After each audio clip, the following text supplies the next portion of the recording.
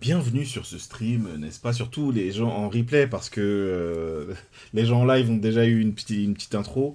Ce soir, on va parler des élections en Islande, parce que vous savez peut-être pas, il y a des élections partielles, voilà, déclenchées à l'avance par comment il s'appelle, le Premier ministre, un peu comme ce qu'on a vécu en France, c'est-à-dire que voilà, ce qui était attendu, c'était plutôt des élections au printemps 2025. Et là, il a dissous l'Assemblée nationale, l'Alþingi. Et donc, il y a des élections avec. Là, les élections, c'est le 30 novembre. Donc, ce qu'on va faire, c'est qu'on va regarder aujourd'hui On va creuser un peu qui sont les partis de droite. Voilà. Essayer d'appréhender, etc. Et d'ailleurs, on terminera le live par un quiz qui dit de quel parti on est le plus proche, etc. De quel parti, pour tous les partis qui sont en lice, hein. Ce que je vous propose, c'est qu'on va commencer par se mettre un peu dans le contexte là, politique de qu'est-ce qui se passe en ce moment là en Islande, quels sont les débats, etc. etc. C'est un live qui est un peu compliqué à faire. La semaine prochaine, on fera le même sur les partis de gauche et tout. La semaine d'après, ce sera les élections. Donc je sais pas si j'arriverai à avoir des éléments pour faire une liste sur les élections.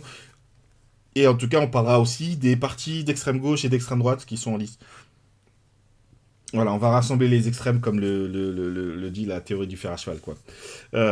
Mais bref, pour l'instant, renseignons-nous sur la situation. Et ensuite, on va découvrir la droite islandaise, n'est-ce pas? Let's go. Il y aura des blondes, il y aura des bitches dans le 16. On les attire avec des gris-gris islandais. Alors, je disais, c'est compliqué d'avoir du contenu, donc ça va être beaucoup des articles, etc. C'est compliqué d'avoir des vidéos, machin, en fait, tout est en islandais. Même en anglais, c'est difficile à avoir. Donc là, par exemple, là, voilà, c'est un truc traduit automatiquement. Tout est en islandais, mais bon, on va quand même avoir pas mal de choses. On va aller sur les sites des partis en question, mais voilà. D'abord, un peu d'actu. Les nouveaux arrivants et les anciens députés pourraient être majoritaires. Donc ça date d'il y a 2 jours, hein. Voilà. Il semble qu'il y a un renouveau majeur de l'Alþingi, donc l'Alþingi c'est l'Assemblée nationale islandaise, lors des élections de ce printemps. Sur la base de la répartition des sièges dans les circonscriptions, selon les résultats du dernier sondage national Gallup, la majorité occuperait des sièges pour la première fois ou après une interruption de ses fonctions parlementaires pendant plusieurs années. Ouais, on est un peu lost in translation là, c'est pas très clair. Bon, on va lire la trique, on va voir. Il semble que de nombreux nouveaux arrivants siégeront au... Ah, ils veulent dire que la majorité des gens seront nouveaux, peut-être, euh, siégeront au Parlement, mais que les parlementaires plus âgés pourraient se retirer. Ragnarsson Ingolfsson, candidat du Parti du Peuple, Parti Populaire, et Sigurður Ingi Johansson, président du Parti du Progrès, Parti progressiste, étaient assis côte à côte lors d'une récente réunion électorale. Donc Parti du Progrès, c'est un parti de droite, et il me semble que le Parti du Peuple, Parti Populaire, c'est un parti de gauche. Donc le Parti du Progrès, on va en parler ce soir. De nombreux visages apparaîtront dans la salle du Parlement après les élections si l'on en croit les résultats des sondages. Cela apparaît clairement lorsque la répartition du soutien au parti dans les nouveaux Þjóðarpúls de... Je sais pas ce que c'est Þjóðarpúls. De les sondages peut-être, je sais pas, de Gallup est divisé en parties. Ouais. C'est pas très clair. Est-ce qu'ils ont une image pour expliquer? Non, bon. Désolé, hein, c'est des traductions automatiques, donc forcément, c'est pas parfait. Il révèle que les députés en exercice constitueront le groupe le plus important, mais seulement un de plus que les nouveaux venus. Ah oui, donc en gros, ça va être... en gros, c'est moitié-moitié. Il va y avoir moitié d'anciens députés et moitié de nouveaux, quoi. Sachant que c'est 63 sièges, il me semble, le Parlement. C'est pas la France, hein, c'est 350 000 habitants. Bref. Ensuite, certains candidats reviennent au Parlement et, dans certains cas, pour d'autres partis que ceux qui le représentaient initialement. Ah ouais, il y en a qui sont passés dans d'autres partis. Alors, ils reviennent, c'est-à-dire qu'ils étaient plus là, et ils reviennent, et ils ont changé, parce qu'il y a des... On va le voir, hein, il y a parfois des scissions, des machins qui font que... Il convient de préciser d'emblée que la division ne couvre que les sièges de circonscription et non les sièges de remplacement. On compte ici 54 sièges et non les 63 qui seront finalement désignés. Ok, parce que donc les circonscriptions, ça compte, je sais pas pourquoi. Ok. Marge d'erreur et question. Il convient également de mentionner que lorsque l'enquête est découpée en circonscriptions, la marge d'erreur augmente considérablement. Il est donc plus probable que les chiffres globaux suivront plutôt que la répartition entre les circonscriptions. Il est donc bon de prendre tout cela avec beaucoup de prudence, n'est-ce pas? On peut par exemple se demander quelle est la probabilité que le parti de l'indépendance, donc ça c'est l'UMP, on va dire, islandaise, qui était qui était au pouvoir, le Premier ministre qui a dissous l'Assemblée nationale, il vient de ce parti-là. Voilà, que le parti de l'indépendance ne parvienne pas à faire élire un député dans la circonscription nord-ouest. Du Nord-Ouest, où il a souvent été le parti le plus important et a généralement reçu 2 députés ou 3 parlementaires. 2 ou 3, voilà. On peut également se demander si Inga Sæland ne pourrait pas être élu député en raison de sa popularité et celle de son parti. Oula, qui est Inga Sæland? J'ai peur que ce soit... Moi, j'ai peur de la montée d'extrême droite. Hein. Ok, c'est le parti du peuple. Non, c'est plutôt la gauche, hein, il me semble, le parti du peuple. Ah non, centre, ouais, centre-gauche. Ok, ouais, ok. Alors, pourquoi j'ai peur de l'extrême droite? Parce que c'est ce qu'on voit un peu partout dans le monde. Alors, il n'y a pas de... Dans les sondages, on va regarder un peu, il n'y a pas du tout de risque d'extrême droite dans les sondages. Mais bon, voilà, je vois que la question de l'immigration est un peu abordée parfois en Islande. Alors, pas autant du tout qu'en France ou qu'aux États-Unis ou ailleurs. Mais voilà, en fait le truc principal, c'est que globalement il y a eu, en gros la situation, c'est que ça faisait 2 mandats qu'il y avait une coalition euh, qui allait de l'équivalent du PS des Verts jusqu'à l'UMP en gros. Donc c'était un peu gauche-droite, unis, machin. Là, pendant 2 mandats, donc depuis, j'allais dire 2016, c'est ça? Je sais pas, ouais, mais je crois que c'est depuis 2016 ou 2017, bref, peu importe. Sauf que ça tenait pas de ouf, que en vrai, c'est une coalition un peu bigarrée, les gens sont pas tellement d'accord sur les projets politiques. Le seul truc qui les rassemblait, c'était le fait d'être contre l'Union européenne, j'allais dire soviétique. Euh, et, euh, et donc, en fait, cette coalition-là, elle a éclaté parce que celle qui tenait le gouvernement jusque-là, qui était des Verts, le mouvement de gauche et des Verts, elle a quitté la fonction de Premier ministre pour tenter d'être présidente, elle a perdu. C'est le parti de droite, l'espèce de Laurent Wauquiez actuel qui est devenu Premier ministre. Il n'a pas réussi à tenir un gouvernement, donc il a fini par dissoudre l'Assemblée nationale. Ce qui fait que, en fait, tu as les Verts qui se sont crachés au présidentiel et qui ont une grosse impopularité, on verra dans les sondages. Alors les sondages, c'est toujours à prendre avec énormément de pincettes, mais comme j'ai pas beaucoup d'éléments, on va quand même s'appuyer un peu sur les sondages. La droite, qui d'habitude se donne comme un minimum de 20%, là elle est en mode, oh, si on fait 12%, c'est bien déjà. Hein, voilà, la droite, c'est-à-dire le parti de l'indépendance. Donc en fait, les cartes sont vraiment rebattues. Et comme les cartes sont rebattues, ça veut dire que le coût d'entrée à l'Assemblée nationale, il est euh, moins élevé. C'est-à-dire que pour être élu, il faut faire un minimum de 5%. Et en fait, moins les gros partis font, plus les petits partis font. Donc il y a plus de chances qu'il y ait des petits partis qui rentrent. Et parmi les petits partis, des partis d'extrême droite. Voilà, donc j'ai peur qu'ils aient un truc comme nous en 2022, mais pas au niveau de nous en 2022 où c'était 88 députés. Mais bon, s'ils en ont 2-3, c'est déjà trop, quoi. Donc, continuons l'article. moins de nouvelles recrues que de joueurs expérimentés. Avec ces réserves, nous pouvons examiner quelle serait la division entre ceux qui siègent déjà au Parlement et les nouveaux représentants. On voit alors que 26 parlementaires conserveraient leur siège parlementaire et en fait, plusieurs auraient la possibilité d'un siège parlementaire de remplacement. Cependant, 25 des 54 députés élus dans les circonscriptions seraient de nouveau venus au Parlement. Cependant, certains d'entre eux avaient beaucoup d'expérience, notamment grâce à des emplois dans l'administration locale. Ah ouais, donc c'est des fonctionnaires, quoi. Bref. Quelques députés pourraient revenir. En outre, 3 anciens députés retourneraient au travail.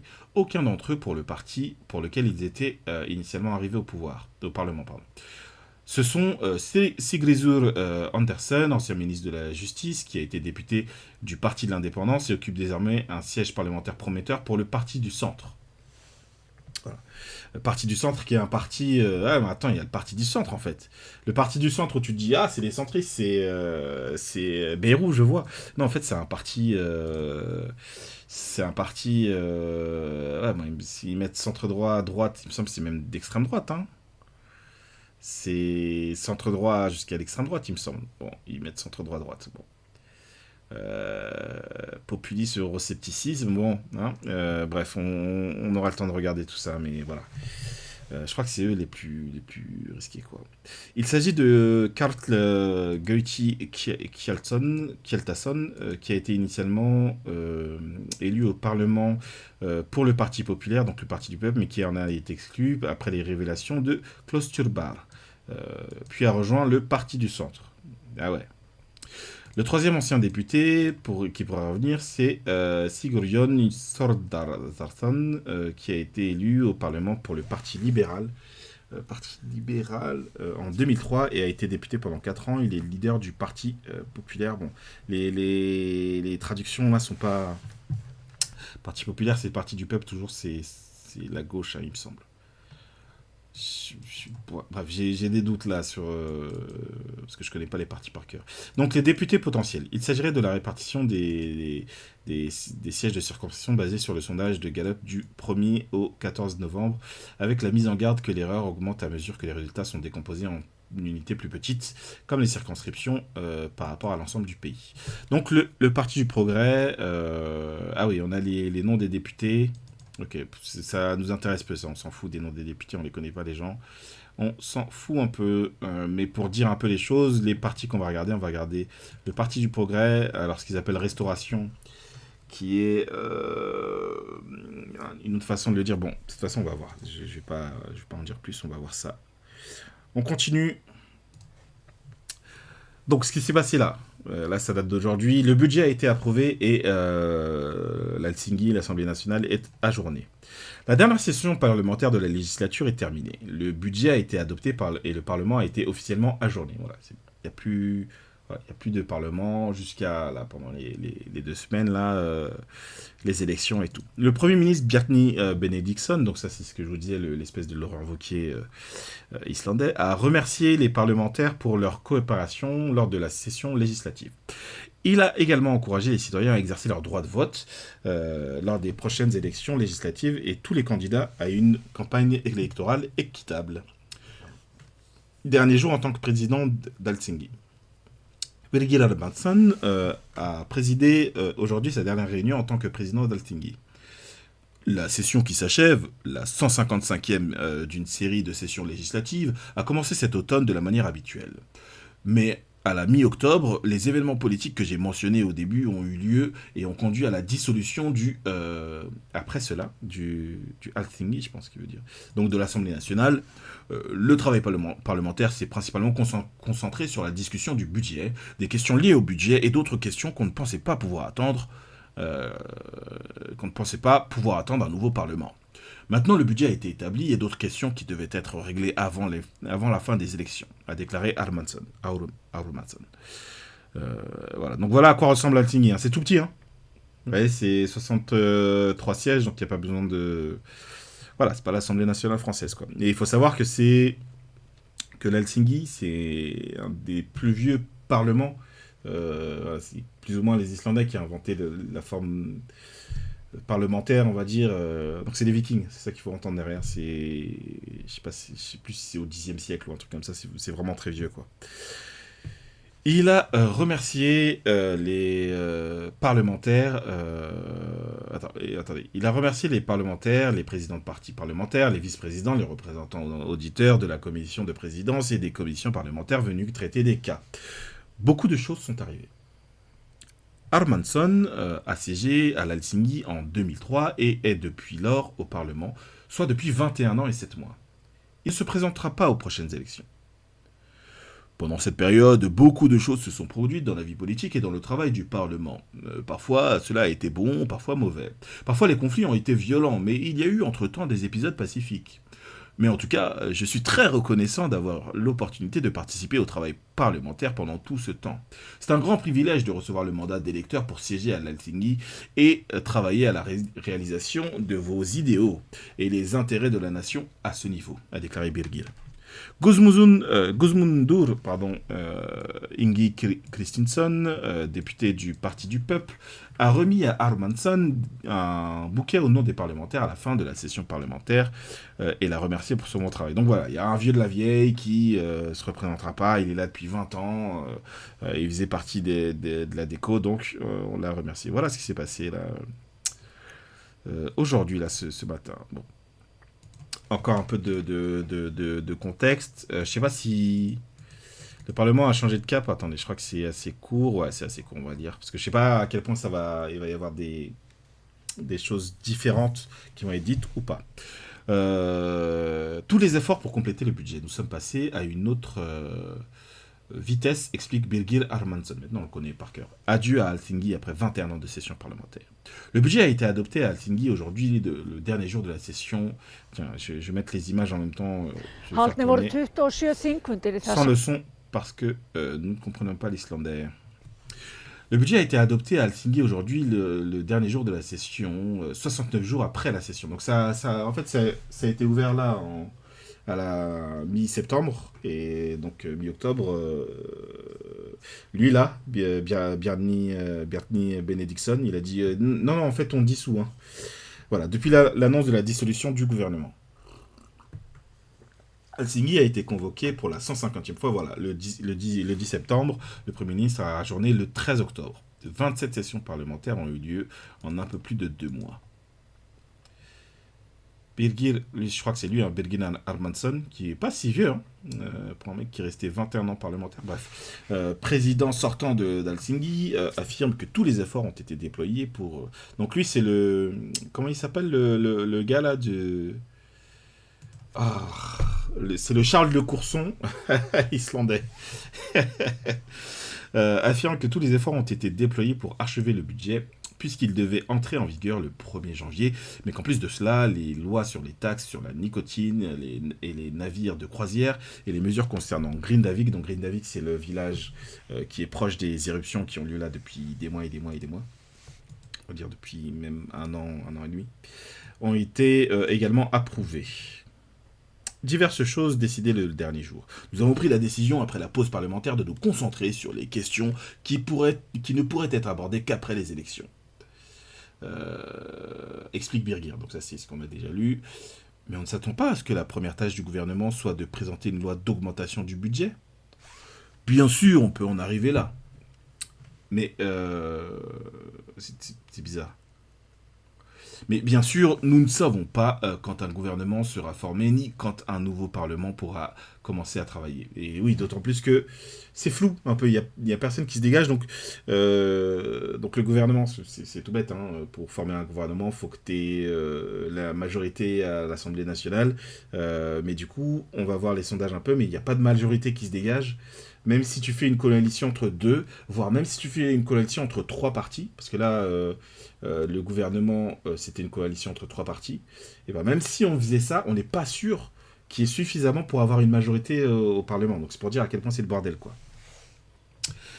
Reste à savoir si cela prend une forme On peut s'attendre à ce que le nouveau gouvernement commence alors à réfléchir à la manière de mettre son empreinte sur ces questions. Reste à savoir si cela prendra la forme d'une loi de finances complémentaire ou d'une autre manière. Quel effet a eu le travail du Parlement sur le travail du Parlement, le fait que le Premier ministre ait décidé de mettre fin à la coopération gouvernementale le 13 octobre et a annoncé une pause au Parlement? Puis il arrive qu'on passe à une autre vitesse suite à cette décision. Il arrive qu'on passe à une autre vitesse.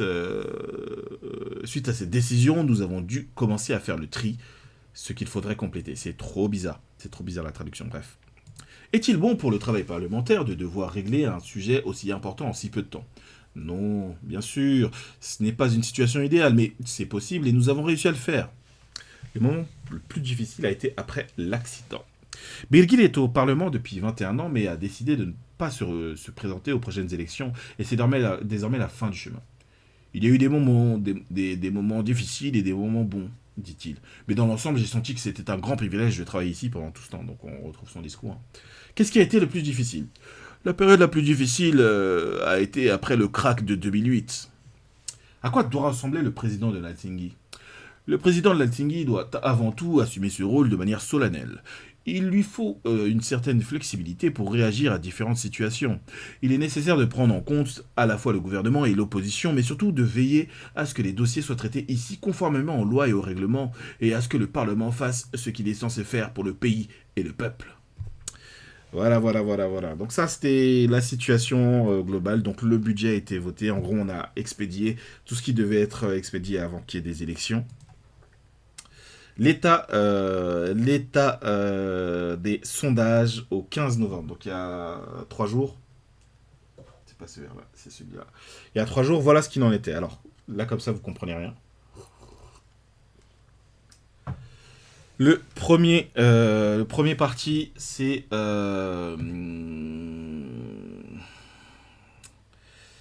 les socialistes. C'est l'équivalent du Parti socialiste.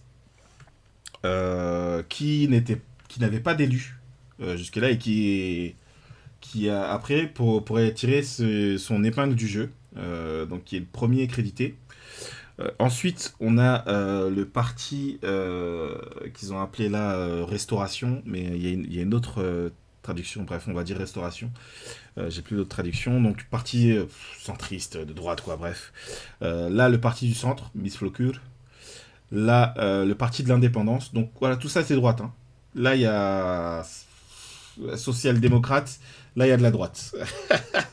Là, le parti du peuple, donc, qui est un parti de gauche. Là, comment ça s'appelle déjà ce parti-là? Le parti du progrès, qui est un parti de droite, il me semble aussi. Là, vous avez le Parti socialiste d'Islande, c'est son nom, parce que ce que je vous ai dit, l'équivalent du Parti socialiste, il s'appelle l'Alliance, l'Alliance social-démocrate, voilà. L'Alliance social-démocrate, l'équivalent du Parti socialiste. Le Parti socialiste d'Islande, c'est pas le Parti socialiste français, c'est plutôt un parti anticapitaliste. Et on verra à quel point, je crois dans 2 semaines, on verra à quel point. Je sais pas, voilà. Pour comparer avec la France, je ne sais pas si on est plus proche du NPA ou du LFI, etc. Mais on va voir ce qu'il en est. Mais vous voyez que bon, il n'y a pas beaucoup. Si, on voit déjà ce qu'il en est. Donc 17 sièges pour le parti, l'Alliance social-démocrate, ensuite 14, ensuite 11, ensuite 8. Donc ça c'est pour... donc eux, ils sont au gouvernement. 12%, c'est ce qu'ils espèrent faire, étant donné qu'ils sont en train de perdre du terrain. Mais sinon, ils se disent pas en dessous de 20. La base, leur minimum, c'est 20, quoi. Mais donc, vous voyez que si on fait 14 plus 11, 25 plus 8, 33, vous voyez qu'ils n'ont pas... Attendez, c'est combien là? C'est à partir de combien la majorité? Si, peut-être ils ont la majorité à 33, s'ils ont 33 sièges. À 3, peut-être qu'ils peuvent le faire, bref. Ensuite, vous avez le Parti Pirate, qui est plutôt centriste. Et ensuite, vous avez le mouvement des Verts et écologistes. Des Verts et le mouvement de gauche et des Verts, qui était le parti de la première ministre encore en début d'année, etc. Et vous voyez que c'est la dégringolade. C'est vraiment eux élevés au présidentiel. Ou, je sais pas, le Parti Socialiste, ouais, c'est plutôt ça. C'est plutôt le Parti Socialiste au présidentiel. Vous voyez qu'ils sont au pouvoir et l'élection d'après, la chute libre. Et ensuite, vous avez des partis d'extrême droite, dont on parlera dans 2 semaines. Donc voilà, donc vous voyez que, a priori, ce qui arrivera en tête, c'est les sociaux-démocrates, qui n'avaient pas de siège, mais ils n'ont pas de quoi ils n'ont pas de majorité. Donc, soit ils s'allient avec des gens de droite, et ils pourront constituer une majorité, mais il y aura peu d'accords et en fait on risque de retomber dans la même crise et les partis de gauche c'est pas suffisant pour former une majorité si tant est euh, qu'ils aient vraiment des sièges, etc. Donc voilà, regardez ça les Verts moins 10%. Vous voyez, eux c'est qui déjà, c'est qui eux, moins 11%, moins 12%, alors que eux, plus 12%, plus 13, plus 10, voilà. On voit qu'il y a des gens qui sont dans une dynamique descendante et d'autres pour qui ça pète. Bref, on va regarder tout ça un peu plus en détail pour chaque parti. On va regarder d'abord le parti de l'indépendance.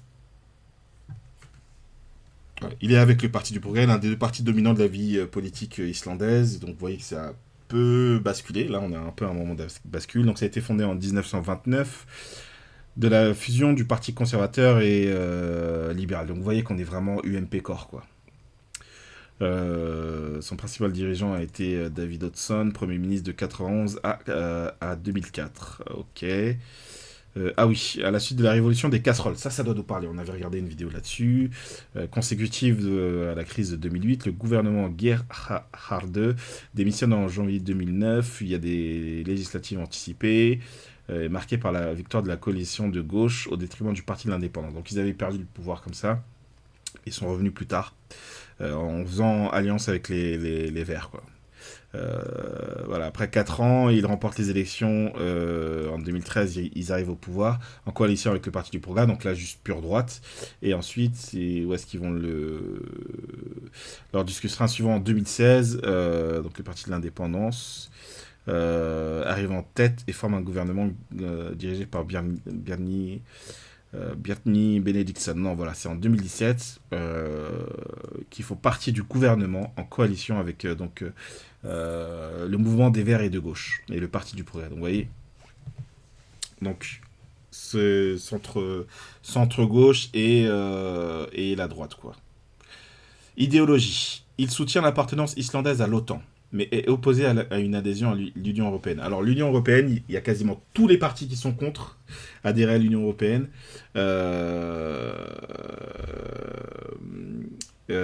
Sauf un, il y en a un qui défend un peu ça, mais voilà. Parce que l'Islande ne participe qu'à l'espace économique européen. Voilà, ils font pas partie de l'UE. Il est réputé proche du parti républicain. Donc voilà, c'est la droite. C'est la droite islandaise. Voilà. Bon. On va regarder un peu leur... voilà. Que nous propose la droite islandaise voilà. Peut-être si vous étiez islandais, ça vous intéresserait. Peut-être vous voteriez pour eux. Moins de pays, quoi. Taux d'intérêt inférieur. Ok. Donc là, problème de traduction. Plus d'appartements. Les prix des appartements plus bas.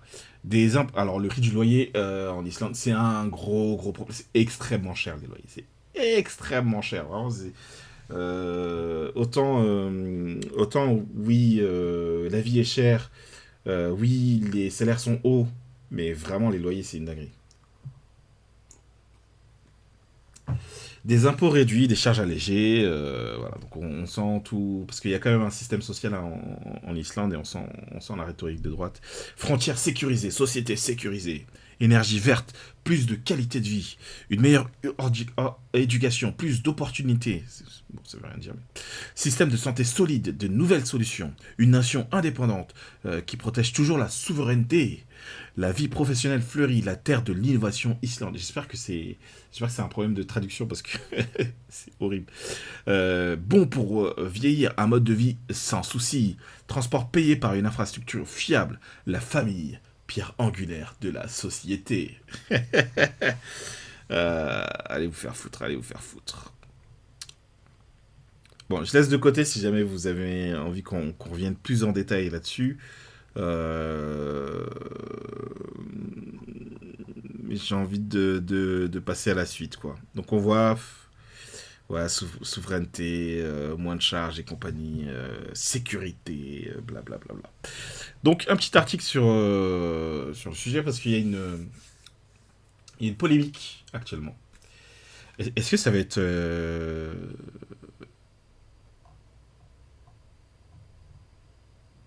Écoutez, je sais pas à quel point ça va être résumé, donc je vais vous le résumer. Il y a une vidéo qui est sortie dans les médias, un enregistrement plutôt qui est sorti, qui est un enregistrement du fils du ministre de l'Agriculture. Ok.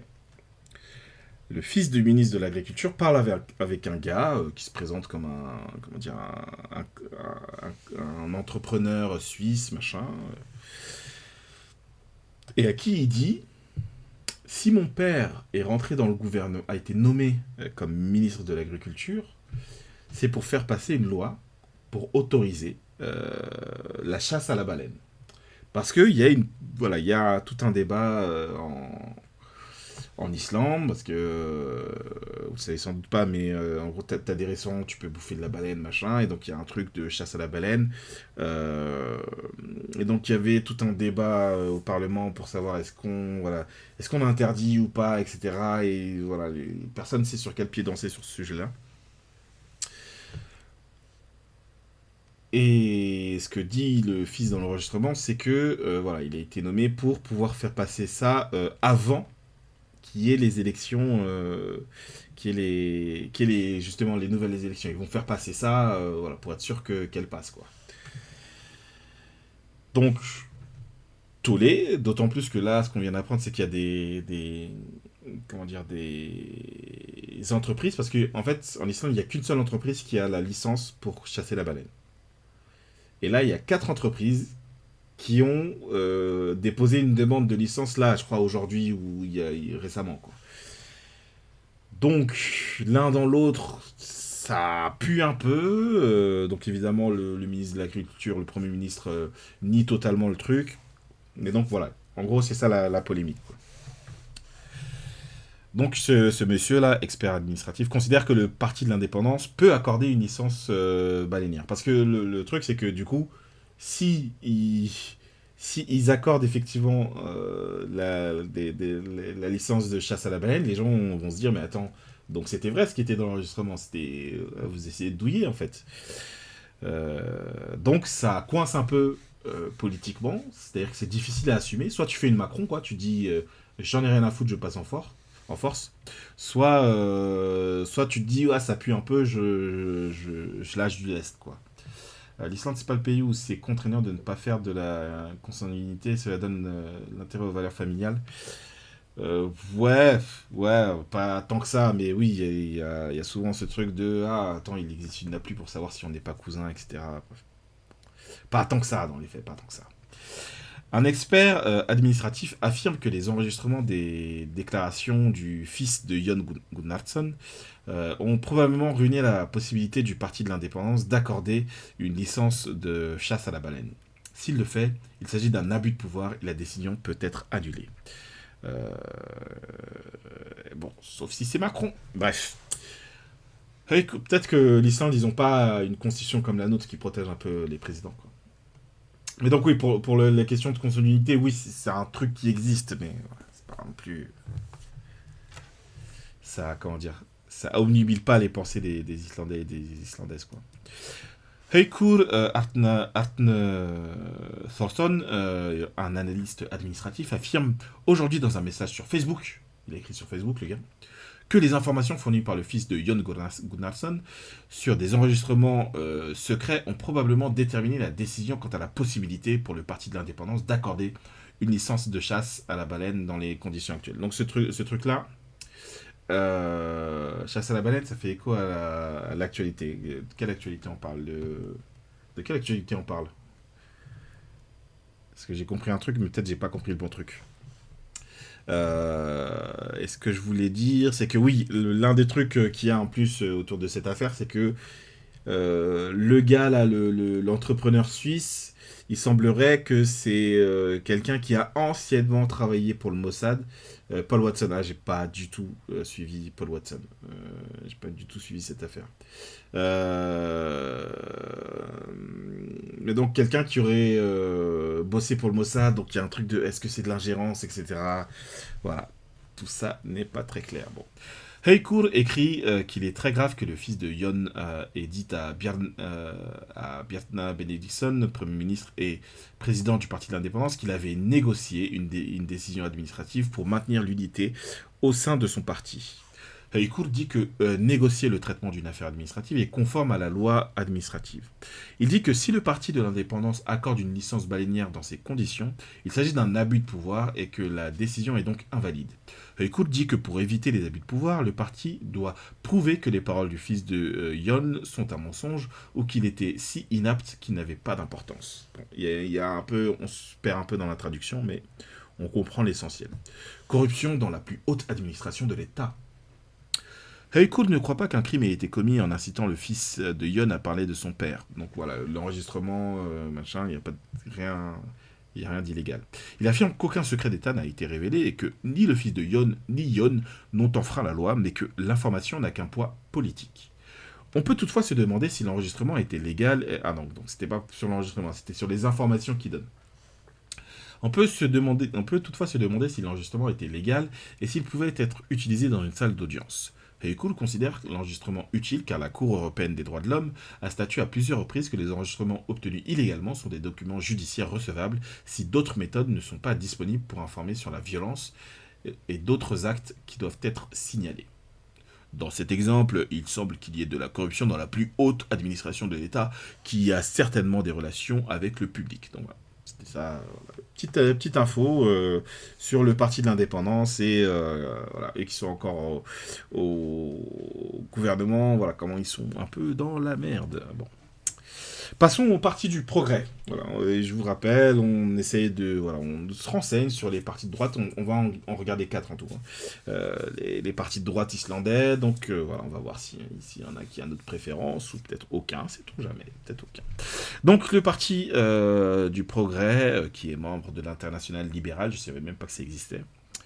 Parti du centre agrarien libéral, voilà, fusion du Parti des paysans et du Parti des paysans indépendants, voilà, fondé en 1916, donc ça date, siège à Helsinki, sans discontinuer depuis les élections de 1919, donc ils ont toujours été à Helsinki depuis 1919, j'ai effacé les stats, donc je sais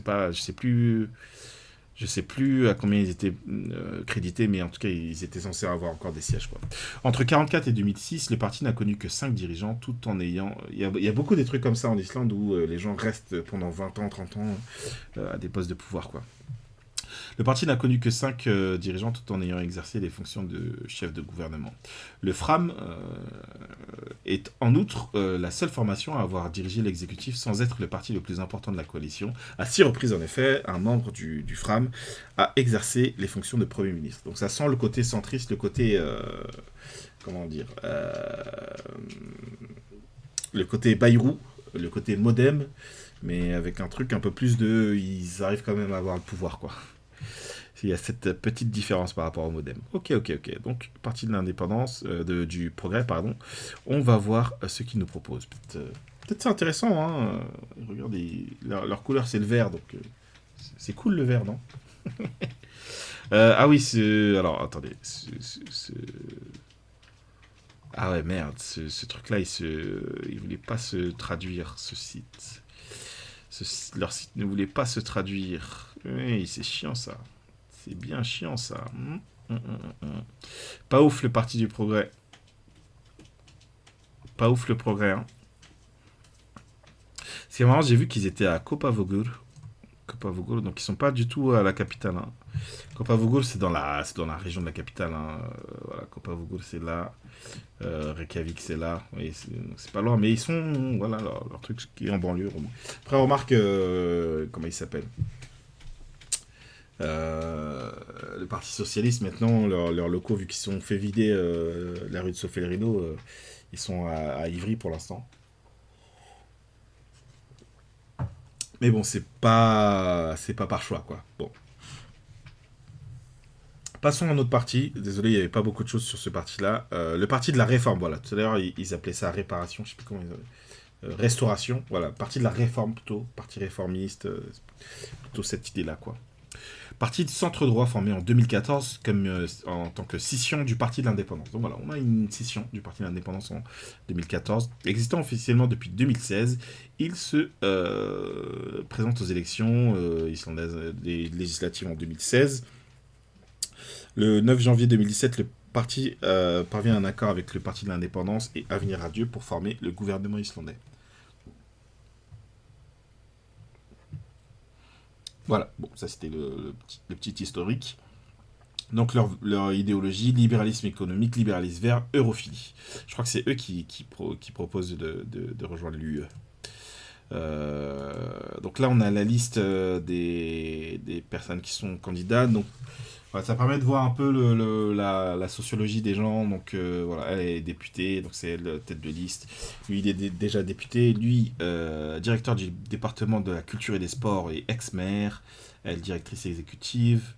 Ensuite, on a Valdimar, évidemment, un responsable marketing. Donc, il y a des chefs de projet, directrices, ingénieurs et députés, experts financiers, machin, machin.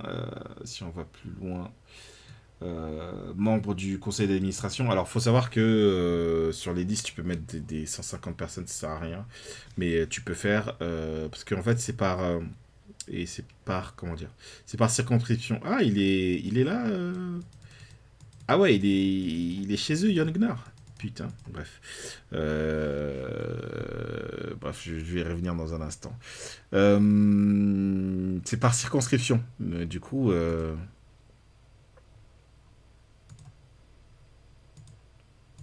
c'est par circonscription, quoi. J'ai rien de plus à dire. Jon Gnarr, qui est un humoriste donc, qui a été ex-maire de Reykjavik, de la capitale. Voilà, vous voyez, c'est le Coluche islandais qui lui a vraiment gagné les élections et donc il a été pendant un temps maire et il a été très apprécié. Les gens demandaient à ce qu'il devienne, comment dire, président et il s'est présenté là au présidentiel, il a perdu, il a fait un très très, très petit score. Voilà. Donc entrepreneur, économiste d'entreprise, étudiant universitaire, analyse commerciale. Vous voyez un peu. Bon. Ok, parce que c'est marrant parce que Yana il se présente comme voilà, moi je suis humaniste. C'est surtout ça qu'il présente. Voilà, je suis pour les droits humains, etc. Ce qui est difficile à penser dans un parti voilà, droite, centre-droit. En tout cas, vu de France, c'est pas trop ce qu'on envisage. Et donc il y a aussi Dilia Amundadottir, conseillère municipale, adjointe. Donc j'avais pris le profil ici parce que c'était. En fait, il y a eu un événement là dimanche, hier donc, sur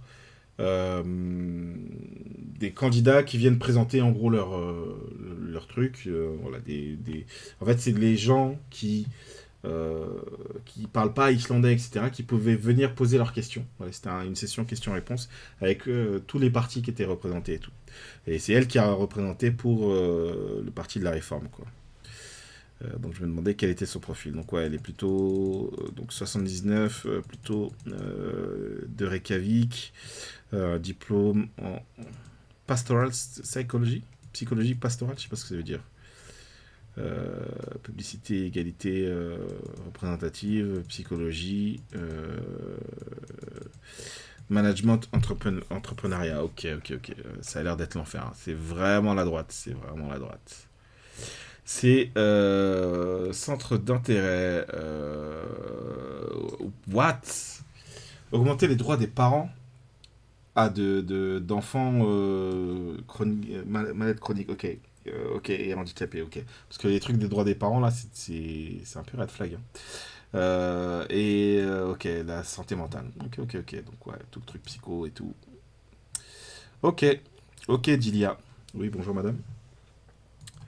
Voilà. Ok, Dilia. Oui, quand vous voyez ici, est-ce que c'est intéressant d'avoir les enfants sur les listes d'attente? Vous ne pouvez pas imaginer cela. C'est ce qui a été publié aujourd'hui. Ah, c'est tous les trucs qu'elle a fait, elle, c'est ça. Bon, on va pas lire ça, on va pas lire ça. Là, il y a un... Par contre, ça, je trouvais ça intéressant, c'était de voir qu'est-ce que ça veut dire d'être candidat, candidate aux législatives. Donc ça, c'était un article du mois dernier sur qu'est-ce que ça a voulu dire pour elle, justement. Oui, madame, vous me dérangez. Hein. Je suis en train de streamer, s'il vous plaît. Merci. Dilia a demandé un congé de maladie prolongé, mais a reçu une lettre de démission. Cela m'a complètement brisé en deux. Dilia Amundadotir Zoega, qui cherche à figurer sur la liste, donc elle y est maintenant, des candidats au Parlement pour Vizrein, donc le parti de la réforme, lors des prochaines élections législatives, dit qu'elle veut se présenter au Parlement, entre autres pour modifier les dispositions sur l'interdiction des licenciements en raison des responsabilités familiales des employés. Elle a elle-même tenté la première fois d'être licenciée pour cause d'arrêt de travail. Donc est-ce que ce truc d'interdiction de licenciement, c'est lié à ce qui était dit sur les droits des parents quand ils ont des enfants malades chroniques, etc. Peut-être que c'est la même chose. Il y a exactement un an, fin octobre de l'année dernière, j'ai commencé à ressentir des changements en moi-même. J'avais l'impression de perdre mes jambes. Elles s'effondraient sous moi d'une manière ou d'une autre. Mais ce n'est que 4 mois plus tard, soit le 16 février dernier, que j'ai consulté mon médecin et a été, immédiatement envoyé en arrêt maladie. J'étais épuisé. Plus précisément, l'épuisement parental. Oui, donc oui, c'est lié. L'hiver dernier a été le premier hiver où Luna n'a pas dû être admise à l'hôpital pour enfants depuis sa naissance. Et lorsque cette menace s'est atténuée, c'est comme si mon système nerveux criait « Eh bien maintenant, j'ai besoin de repos ». Donc voilà, on sent qu'elle a été tendue pour pouvoir s'occuper de sa fille, etc. Et que le moment où ça a pu relâcher un peu, c'est tout le corps aussi qui a relâché. Dilia est la mère célibataire de Luna, née à 25 semaines de grossesse en 2018 et atteinte du syndrome de Down. Dilia a été ouverte sur la situation des mères et sur la lutte que les parents célibataires d'enfants atteints de maladies chroniques ont souvent avec le système. Donc, en vrai, combat intéressant. J'ai souvent comparé les tâches de... Pardon, je vais vous faire une voix pour dire que c'est une citation. J'ai souvent comparé les tâches de la vie à l'escalade. Depuis que ma Luna est venue au monde, les pentes des montagnes sont raides, inégales bien sûr, car il y a de très beaux points de vue lorsque les jalons ont été franchis. Je me suis senti bien chaussé et bien nourri lors de ces randonnées en montagne. Mais j'étais peut-être moins consciente de la quantité d'adrénaline que j'avais dans mon système. Ce que l'adrénaline nous apporte, c'est de pouvoir traverser les conflits, et ce, même sans ressentir la moindre douleur. Dans la vie de ma chère fille, il y a eu des situations graves où j'ai dû monter la garde puis passer à autre chose. Dans ces moments-là, c'est comme si je m'étais foulé ou même cassé la jambe en montant la montagne. Mais ne ressentez pas cette sensation d'adrénaline. Mais je ne ressentais pas cette sensation d'adrénaline, je pensais plus ça. Et je continue ma marche sans soigner ma blessure. L'adrénaline permet également aux gens d'être dans le déni. Le déni est notre mécanisme de défense le plus courant. Nous utilisons le déni temporaire pour survivre à des situations difficiles pendant qu'elles passent. Ce qui m'est arrivé ces derniers temps. L'hiver, c'est lorsque la menace pour la santé de Luna s'est atténuée. L'adrénaline a commencé à s'échapper de moi et j'ai commencé à ressentir des douleurs qui avaient été mises de côté et niées. Et c'est pourquoi j'ai commencé à perdre mes jambes. Je ne pouvais plus gravir la montagne et j'ai dû temporairement installer mon campement à flanc de montagne et me reposer. Ah, c'est très... Elle file vraiment la métaphore. Hein. Procurez-vous un bandage élastique, un pansement et un dos chaud. Ce sont les paroles du médecin que j'ai reçues le 16 février et j'ai compris qu'il fallait y obéir. Il dit qu'il n'a pas réalisé son propre choc. Je pensais, elle dit... Dilia, qui a été membre du conseil municipal pendant 12 ans pour le parti Besta, puis Vizren.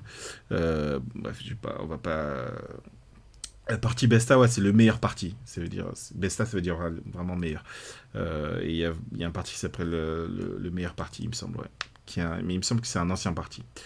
Donc elle a suivi une formation en pastorale, donc ouais, en psychologie pastorale, je sais pas ce que ça veut dire, à Endurmentun, et poursuit actuellement une maîtrise à l'université d'Akureyri en traumatisme psychologique et violence. Elle dit que même si elle est passionnée par tout ce qui touche aux effets des traumatismes et du stress élevé, elle ne s'attendait toujours pas à subir cette émaciation. Donc elle-même, elle étudie le traumatisme, mais elle ne s'attendait pas à avoir ces symptômes de traumatisme. Moi-même, je n'avais pas les moyens d'être suffisamment alphabétisé. Je pense que le mot n'est pas le bon. Bref.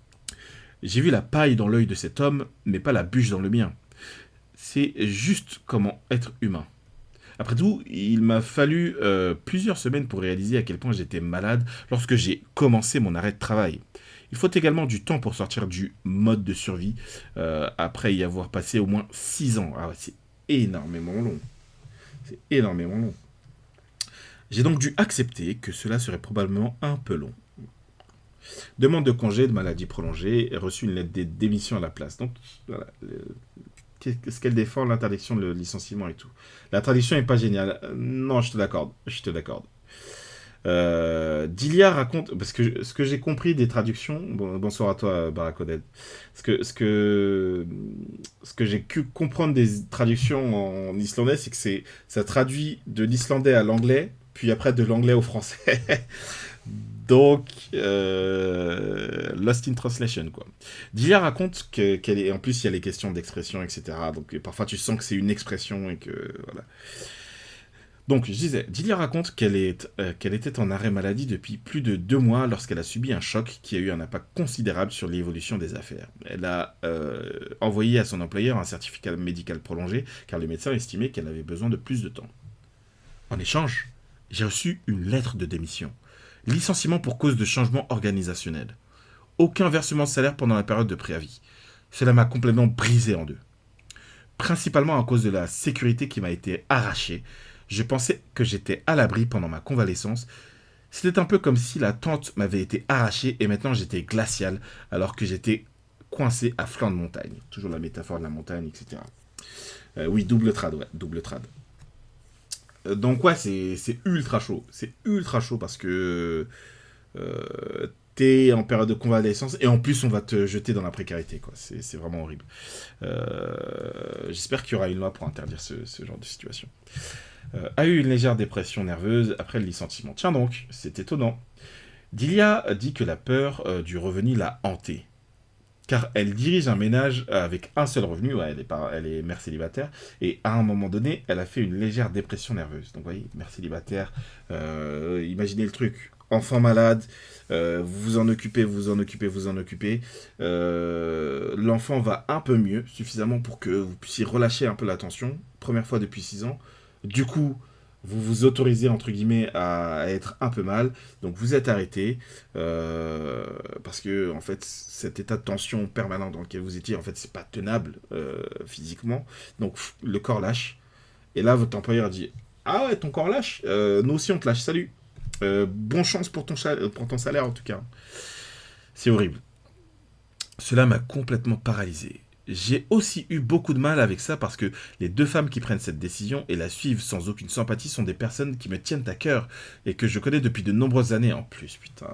Et jusqu'à ce que je parte en arrêt maladie, notre relation était vraiment bonne depuis ma part. Je pense que ça veut dire vu de mon point de vue. Je pense que c'est ça qu'il faut traduire. Dans notre société, nous ne pouvons éviter de nous attacher à de nombreux liens et fils et c'est pourquoi de tels coups seront peut-être encore plus durs. Le but n'est pas de diffamer l'employeur ou le manager. Dilia dit que le but de ses écrits n'est pas du tout de critiquer cette organisation particulière pour laquelle elle a travaillé, ni les 2 dirigeants qui lui ont causé tant de peine avec leur décision. Décision de licencier une mère célibataire d'un enfant atteint d'une maladie chronique et d'un handicap alors qu'elle souffre d'un problème de santé temporaire attribué au stress élevé lié aux responsabilités accrues en matière de soins. Je voudrais indiquer à mes lances je sais pas si c'est lance le mot, je suis pas sûr, à ses employeurs peut-être, que ce licenciement est légal. Ok. Les personnes occupant ce poste sont entièrement à la bienveillance donc à la discrétion peut-être du manager. Malheureusement, je ne l'avais pas. Ah ouais, soumise oui, d'accord, soumise au bon vouloir plutôt, au bon vouloir du manager, quoi. Dilia dit qu'elle veut, si elle arrive au Parlement, modifier la loi sur cette question.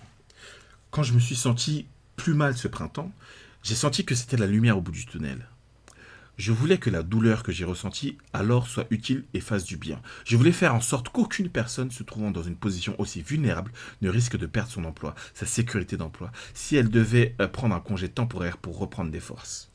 À ce moment-là, le rêve d'arriver à l'Helsinki, donc l'Assemblée nationale, est devenu réalité. Et j'ai senti que le dynamisme me faisait du bien. J'ai trouvé un but pour continuer. Si elle veut modifier la loi, elle peut s'adresser au Parlement. Ah, ok. Elle souligne qu'il existe une loi sur l'interdiction des licenciements pour responsabilité familiale des salariés, entrée en vigueur le 19 mai 2000, comme chacun le sait évidemment. La loi ne comporte que 2 articles, dont l'un est la clause d'entrée en vigueur de la loi. Le projet de loi avec la loi stipule que le projet de loi est soumis avec une proposition de résolution parlementaire sur la ratification par l'Islande de l'accord numéro 156 sur l'égalité des chances et l'égalité entre hommes et femmes en matière d'emploi. Le principal engagement de l'accord est contenu dans l'article 8 qui stipule que les responsabilités familiales ne constituent pas un motif valable de licenciement. Le rapport indique qu'il s'agit de nouvelles règles dans le droit du travail islandais. Le projet de loi entraînera une augmentation des dépenses pour tous les contribuables, y compris le Trésor, s'il devient loi, mais on ne sait pas exactement dans quelle mesure elle pourrait augmenter. La raison en est qu'il n'est pas du tout certain dans quel cas la loi sera testée et qu'il n'a donc pas été possible d'obtenir des informations sur des cas similaires ces dernières années. Il n'est toutefois pas certain que le projet de loi entraînera une augmentation des coûts pour le Trésor. La loi stipule qu'il n'est pas permis de licencier une personne uniquement en raison des responsabilités familiales qu'elle a. La responsabilité familiale fait référence aux obligations d'un employé envers les enfants, les conjoints ou les parents proches qui vivent dans son logement et qui ont clairement besoin de ses soins ou de sa tutelle, par exemple en raison d'une maladie ou d'un handicap. Dilia dit qu'ils aimeraient modifier cette loi et y ajouter des dispositions de protection.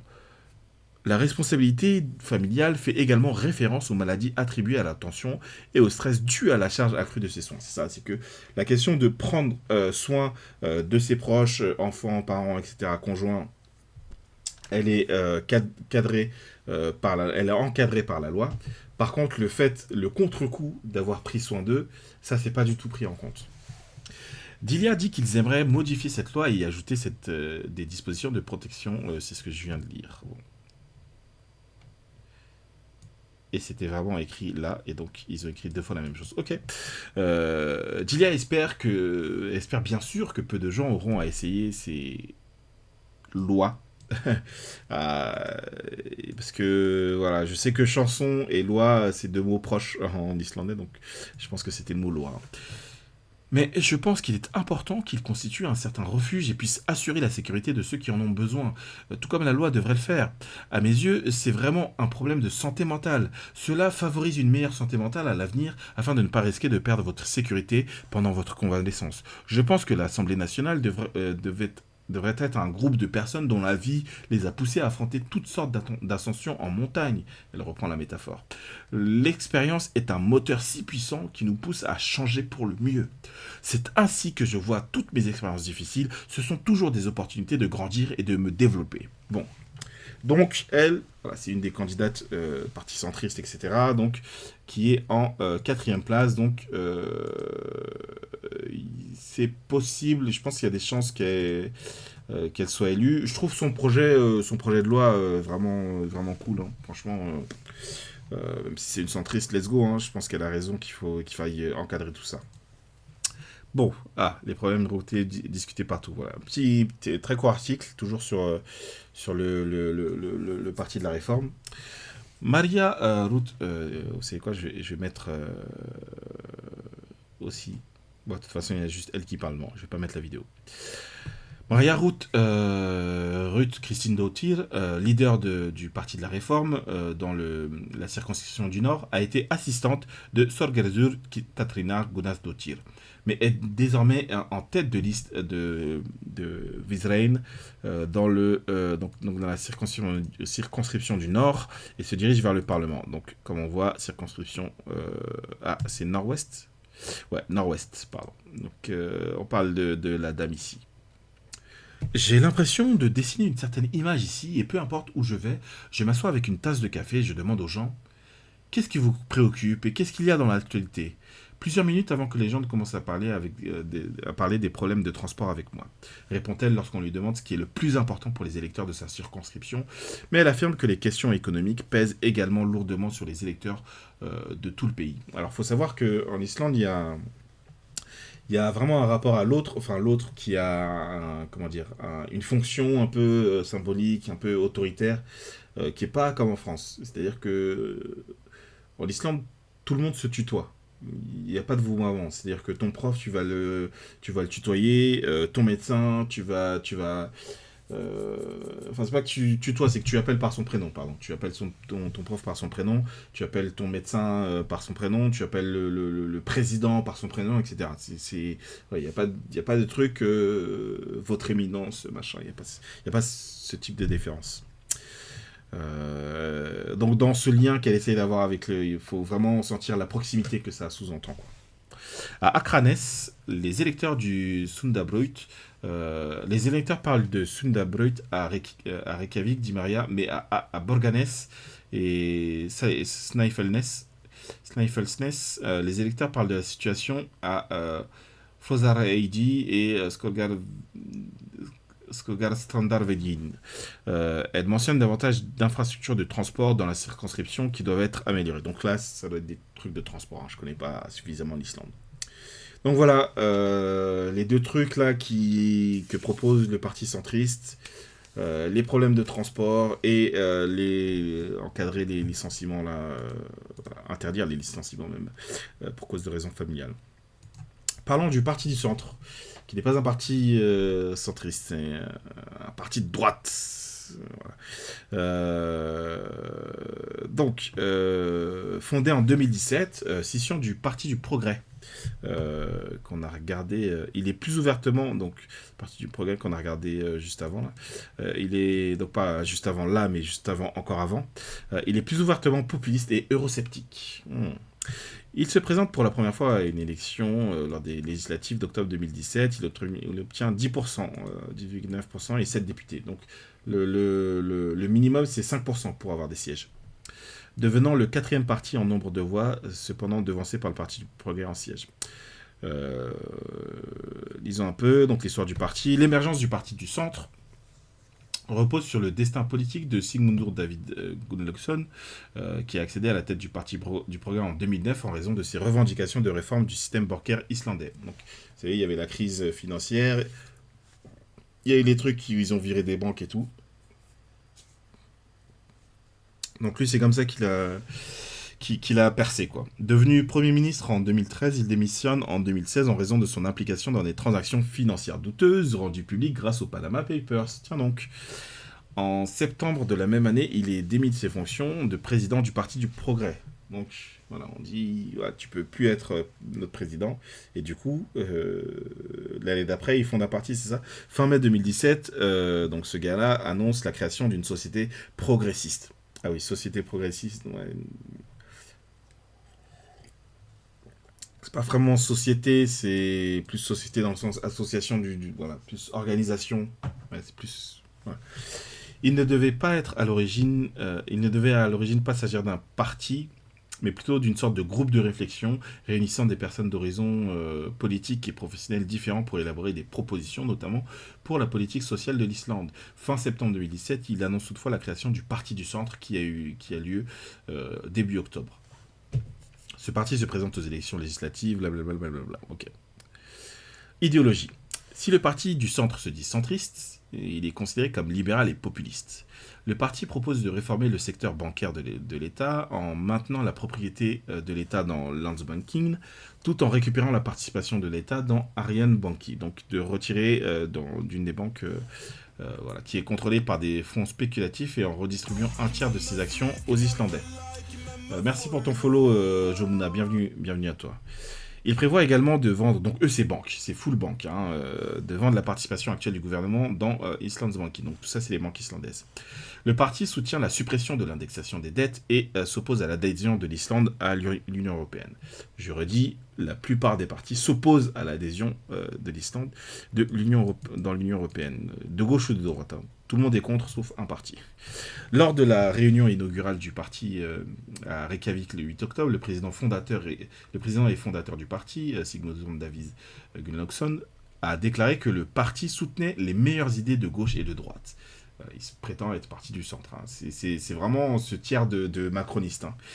Mettant l'accent à la fois sur la protection des droits individuels et sur la sécurité sociale, tout en se concentrant également sur des questions régionales dans la même veine que la Northern Powerhouse au Royaume-Uni et l'amélioration des prestations pour les personnes âgées. Le parti propose également d'améliorer les services de ferry et de construire un nouvel hôpital universitaire. Bon, ça, c'est pas... J'allais dire, c'est pas trop le discours de Macron, mais bon, Macron de 2017, il aurait pu... Le parti s'est opposé à l'extension de la limite d'avortement de la 16e semaine de grossesse à la 22e semaine, ainsi qu'à la législation permettant aux individus de définir leur propre sexe aux yeux de la loi. Donc vous voyez, donc centriste, pas tant que ça, bref. L'un des membres du parti a appelé à enseigner le déni du changement climatique donc, comment on appelle ça j'ai oublié comment on appelle les... Éco-sceptiques. Non, on dit pas éco-sceptique. Comment on dit? Climato-sceptique. Oh, j'ai du mal, pardon. Donc, il y a un membre du parti qui a... Ouais, comment ça glisse vers l'extrême droite, quoi. Qui a appelé à enseigner le climato-scepticisme. Ok. En 2021, Sigmundur Davíð a appelé le gouvernement islandais à adopter la même politique d'asile, vous voyez, la question d'immigration, que celle mise en œuvre par les sociodémocrates danois. Cette politique consistant à envoyer les demandeurs d'asile vers des pays hors d'Europe pendant que leur dossier est en cours de traitement. Donc, vous voyez, toute cette gestion de la migration en dehors de l'Europe et tout, Frontex et compagnie, donc être dans cette politique-là, qui est une politique raciste et xénophobe. Sigmundur Davíð a déclaré, j'ai un poil dans la bouche, que le but de cette politique était de garantir que personne ne viendrait dans le pays pour demander l'asile. Voilà. La xénophobie assumée d'un parti qui se prétend du centre. Voyons voir ce qui nous dit le parti du centre. J'avais juste montré ça. Alors pareil, ici, je peux pas traduire. Je sais pas pourquoi ça veut pas traduire. Donc je voulais juste montrer les différentes circonscriptions, quoi. Donc voilà, nord-est, nord-ouest, le sud, Reykjavik nord, Reykjavik sud et le sud-est. Bon, sud-ouest, pardon. Parce que là, c'était le sud-est. Ok, ça doit être ça. C'est là, de toute façon, ouais, c'est sud-ouest et sud. Bon, ok. Ah si, un petit article du Parti du Centre, une petite interview, c'est court, hein. Ingibjörg Davidsdottir, Davidsdottir, est-ce que c'est la fille de... Non, je pense qu'elle est trop vieille pour être la fille de Davíð. Parce que vous savez que, voilà, Davidsdottir, ça veut dire la fille de David. Et donc, comme leur chef s'appelle David... Bon, je vais pas avoir des infos rapidement là. Je pensais qu'elle avait un Wikipédia, mais non. Bref. Leader du parti du centre dans la circonscription nord-ouest affirme que l'état des infrastructures est le problème le plus urgent pour les électeurs du nord-ouest. La dette des infrastructures dans les Westfjords est importante et elle affirme que le parti du centre soutient les idées d'Invidafélag Vestfjordur concernant l'amélioration des transports. Donc là, on n'a pas Félag, ça veut dire association. Donc c'est une association, c'est une organisation des Westfjords qui a des demandes vis-à-vis des transports. Donc la question des transports qui revient. Elle dit qu'il est nécessaire de faire baisser le taux d'intérêt et l'inflation, et pour cela, il faut fixer des priorités dans les opérations gouvernementales. Il faut arrêter de faire ce qui n'est pas nécessaire. Nous devons faire preuve de beaucoup de retenue. Nous pouvons, par exemple, mettre des fonds qui devraient aller, ou peut-être qui n'existent pas, qui devraient aller aux limites de la ville. Pareil, des problèmes de traduction. Vous pouvez placer ces fonds ailleurs. dit-elle, et mentionne également que la frontière doit être contrôlée. Et donc, ouais, quand on commence à manipuler ce type de rhétorique, moi je me dis, ouf, attention à la montée de l'extrême droite. Ouais. Que la frontière doit être contrôlée pour réduire les coûts des demandeurs d'asile. Ingi Björg estime qu'il est important de préserver l'élevage des poules de mer dans les Westfjords, mais que les contrôles doivent être encore renforcés.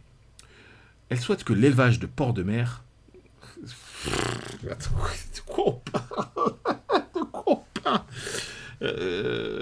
Soit implanté à terre lorsque cela est possible, mais ne pense pas que cela soit possible dans les Westfjords. Alors, je vais repasser en islandais et je vais voir de quoi on parle. Si j'arrive à trouver...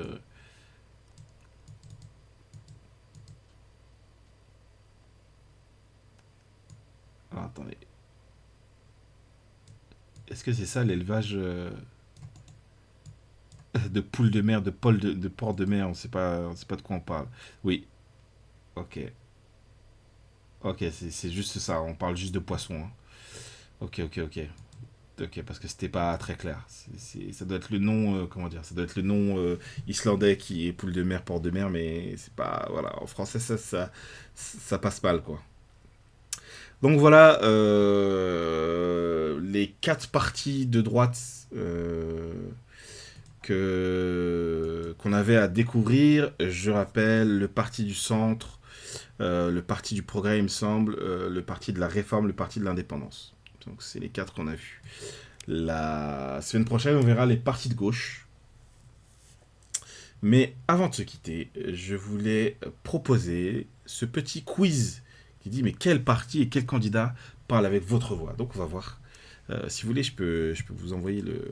Alors ça vous demande, il est en islandais le truc à la base, hein, donc ça vous demande d'avoir le truc pour traduire, mais si vous voulez vous amuser à ça... Donc voyons, pour qui je devrais voter si j'étais islandais, en sachant que pour voter aux législatives, il faut être citoyen, mais par contre en Islande, tu peux voter, si t'es étranger et résident, tu peux voter au municipal. Hein. Mais donc là, il aurait fallu que j'ai la nationalité. Bon. Dans quelle circonscription je suis? Je suis tout à fait à Reykjavik et dans la circonscription sud de Reykjavik. Alors, déclaration politique. La société islandaise se caractérise par la justice, l'équité et l'égalité des chances. Oui, c'est une déclaration que je trouve très importante. Je suis très d'accord avec cette déclaration. Accroître l'importance des entreprises privées dans le système de santé. Non, je suis fortement en désaccord. Vous sentez que ça va m'envoyer à... Alors, on va voir. Est-ce qu'ils vont me dire qu'il faut que je vote pour le Parti socialiste d'Islande? Je rappelle que le Parti socialiste d'Islande, c'est un parti anticapitaliste, c'est pas le PS français, quoi. Voilà. Mais il y a un équivalent du PS qui est l'Alliance social-démocrate, qui est celle qui est le plus en vue dans les sondages. Les écoles primaires devaient apprendre aux enfants à lire, à écrire, à calculer et laisser aux parents le soin d'enseigner les valeurs sociales. Je suis plutôt en désaccord, je sens que c'est un discours qui pue, cette opposition de l'éducation et de l'instruction, c'est un truc qui favorise l'extrême droite. Je vais mettre plutôt en désaccord. Le salaire minimum devrait être plus élevé qu'il ne l'est actuellement. Je trouve que c'est une déclaration très importante et je suis très d'accord. L'État devrait continuer à soutenir et participer à l'accord de transport de la zone métropolitaine, y compris au développement de Borgarlín. Bon, je vous avoue que... alors, à propos de la déclaration, voilà, il me faut des datas là. La charte des transports de la région de la capitale, ah oui, parce que je suis censé habiter à Reykjavik, c'est pour ça que je suis censé être au courant, a été mise à jour pendant la période électorale lorsque l'État et les autorités locales de la région de la capitale ont signé un accord sur un avenant à la charte le 21 août 2024. L'investissement total jusqu'en 2040 est estimé à 311 milliards de couronnes islandaises. L'investissement doit être réparti comme suit. 42% pour les routes de fondation, 42% pour les lignes de ville et lignes de bus, 13% pour les pistes cyclables et pédestres, 3% gestion de trafic, fluidité du trafic, opération de sécurité. Donc est-ce que l'État devrait continuer Ouais, moi je suis plutôt d'accord, ouais. Là, vu comme ça, maintenant que je me suis renseigné sur le sujet et que je suis un expert de la question, l'Islande devrait participer au financement de l'achat d'armes pour les Ukrainiens. Je trouve que c'est une déclaration très importante et je suis très d'accord. La participation des patients au coût du système de santé devrait être considérablement réduite. Ouais, je trouve que c'est une déclaration très importante et je suis très d'accord. Je suis très de gauche, hein. Là on sent le truc. L'un des principaux objectifs du système fiscal, mais alors le truc c'est que c'est censé être un peu... Il peut y avoir des surprises parce qu'ils vont dire voilà le parti qui se rapproche le plus de toi, voilà quel candidat vu où tu votes se rapproche le plus de toi, parce que vous avez vu qu'il y a des candidats qui ont des propositions très perso, etc. Donc voilà, c'est pas juste s'il y a le parti et voilà, il peut y avoir des trucs plus, ouais, tel candidat parle beaucoup de ça, veut beaucoup porter cette question-là, et peut-être que tel candidat n'est pas dans tel parti duquel tu te sens proche, mais ce serait plus intéressant pour toi, sur cette question-là, de voter pour cette personne, quoi. L'un des principaux objectifs du système fiscal devrait être d'égaliser les préférences du public. Qu'est-ce que ça veut dire, égaliser les préférences du public? Lorsqu'un système fiscal est utilisé pour égaliser les préférences du public, il est souligné que ceux qui ont le plus entre leurs mains payent plus que ceux qui ont moins. Ah oui, d'accord, ouais, c'est pas les ouais, bon, problème de traduction encore. Cela peut se faire de diverses manières, par le biais d'impôts progressifs, de réduction personnelle ou d'autres moyens. Ouais, je pense que c'est une déclaration importante parce qu'on a besoin de fric, nous, en Islande, hein. Et je suis très d'accord avec cette déclaration. Les entreprises qui utilisent les ressources du pays devraient payer davantage à l'État pour leur utilisation. On se demande depuis longtemps si une taxe dite sur les ressources devrait être imposée aux activités qui génèrent... Ah ouais, tu peux voir les réponses, tu peux tricher en fait.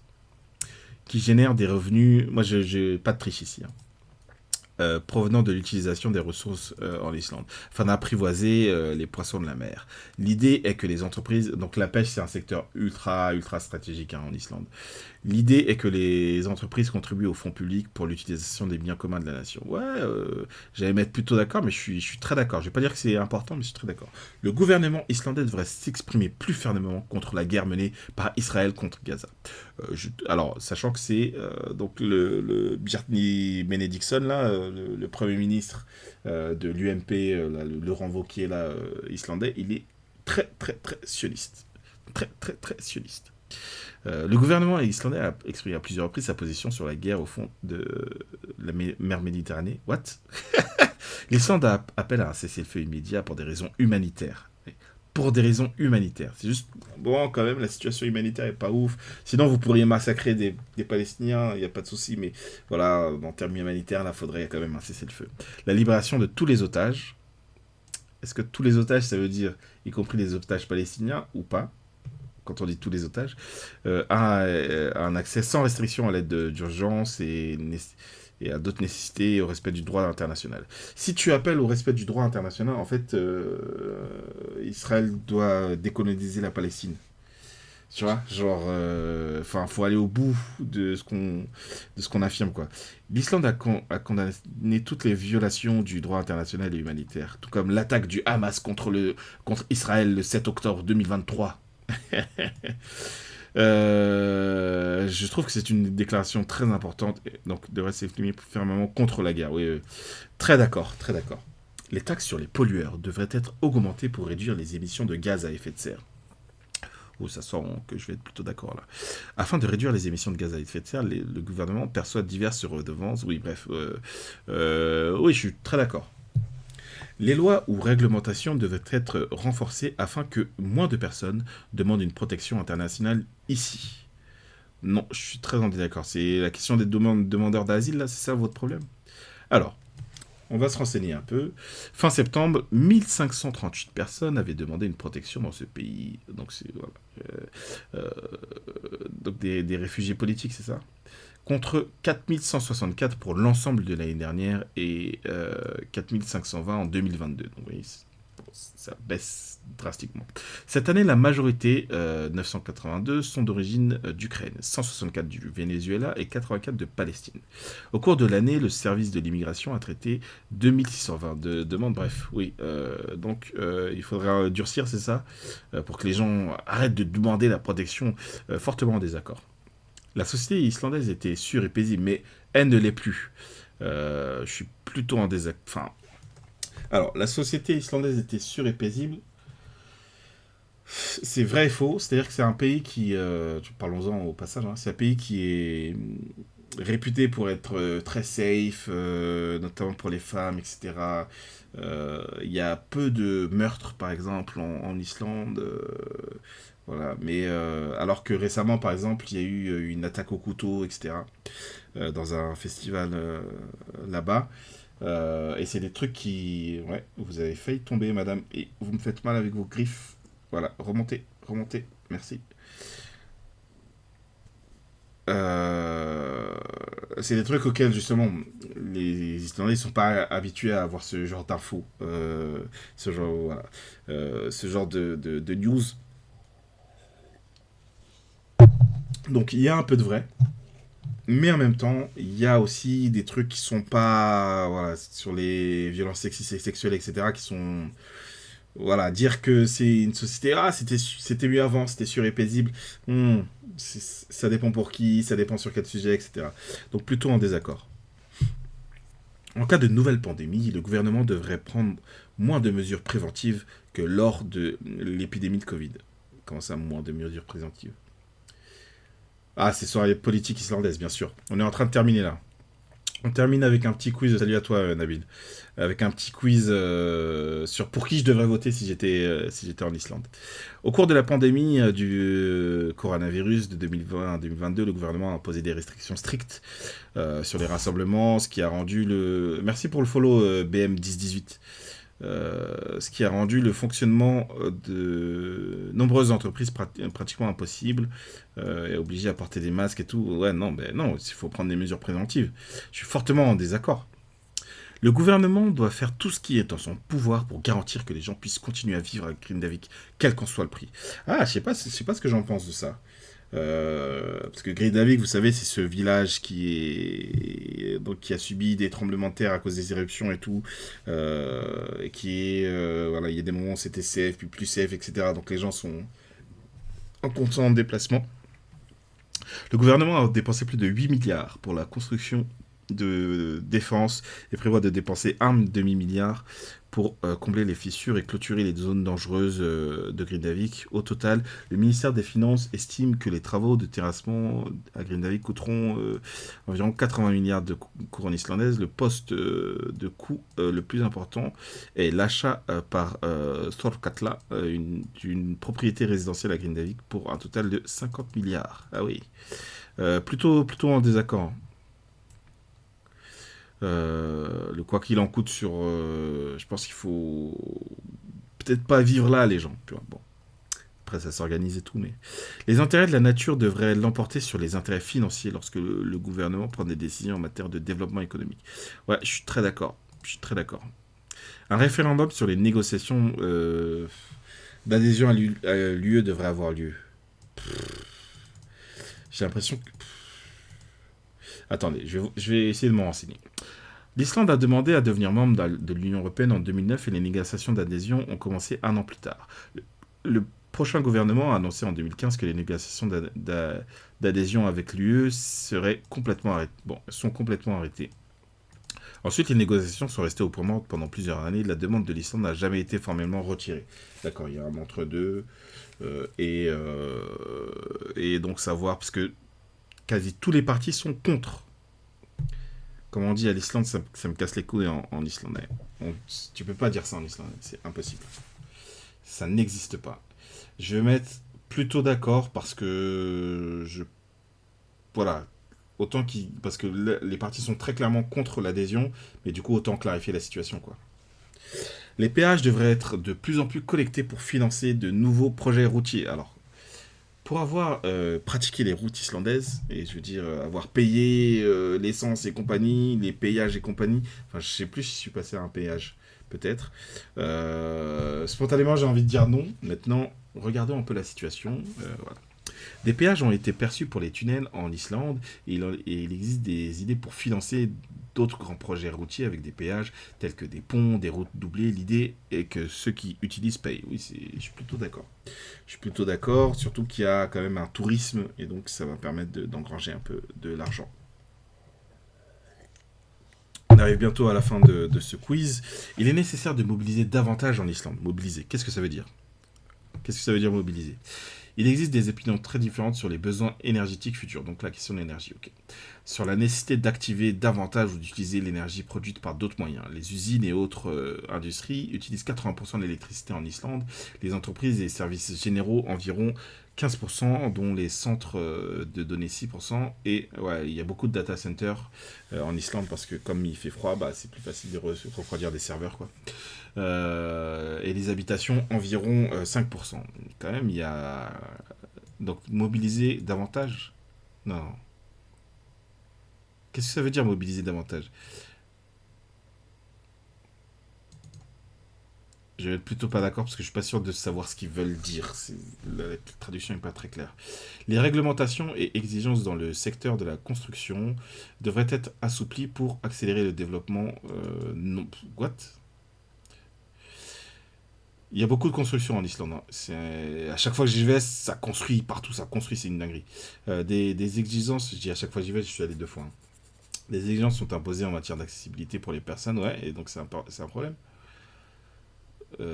Sécurité, durabilité, d'efficacité énergétique, etc., etc. L'association industrielle et d'autres ont préconisé, entre autres, que pour accroître l'efficacité, les cadres réglementaires soient simplifiés. Non, pas du tout, pas du tout.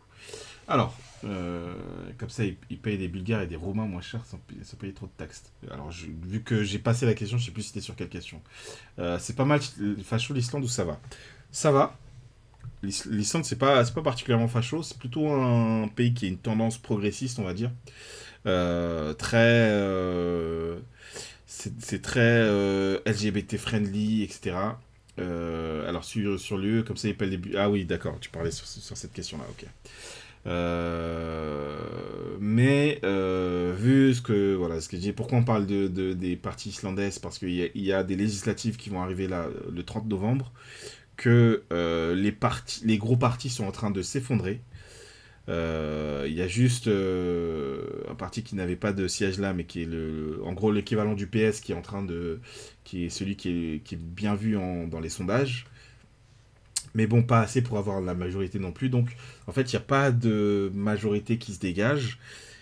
Et bon, ma crainte, c'est que ça profite à des partis d'extrême droite. Pour l'instant, les partis d'extrême droite sont ceux qui sont le moins... qui sont le plus loin, qui font le plus gros score, c'est 1% dans les sondages. Donc vraiment, ils sont pas sur la carte. Il faut faire 5% minimum, hein, pour passer. Il y en a qui a 1%, il y en a qui a 0, quelque chose. C'est-à-dire même le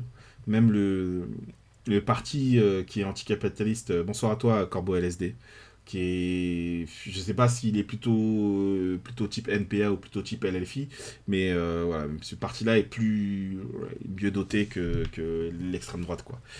Bon. Alors Helsinki, c'est l'Assemblée nationale. L'Assemblée nationale devrait travailler systématiquement à la révision de la Constitution au cours du prochain mandat. Non. Systématiquement, non. Non, non, non, non. Comment devraient être les impôts et taxes imposés aux entreprises par rapport à aujourd'hui? Alors, voyons quelle est la situation. L'impôt sur le revenu des sociétés en Islande est de 20%. À cela s'ajoute une cotisation d'assurance qui s'élève à 6,35%, qui est principalement destinée à couvrir les frais de pension et de prestations ainsi que les versements du fonds de congé maternité. J'avoue que j'ai pas trop de billes, mais ouais, on va dire au moins plus haut, quoi. Comment devraient être les impôts sur le revenu public par rapport à la collecte actuelle? Donc, les contribuables, les impôts. Les contribuables islandais, dont les revenus dépassent le seuil d'exonération fiscale, hein, doivent payer des impôts sur leur salaire, oui.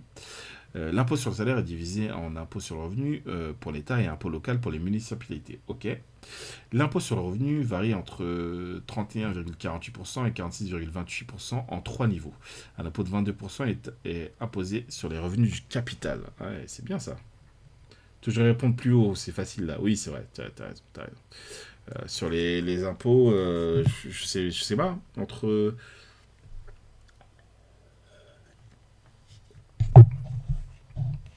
Je sais pas si je vais mettre plus haut aussi, mais j'ai du mal à me faire un vrai avis.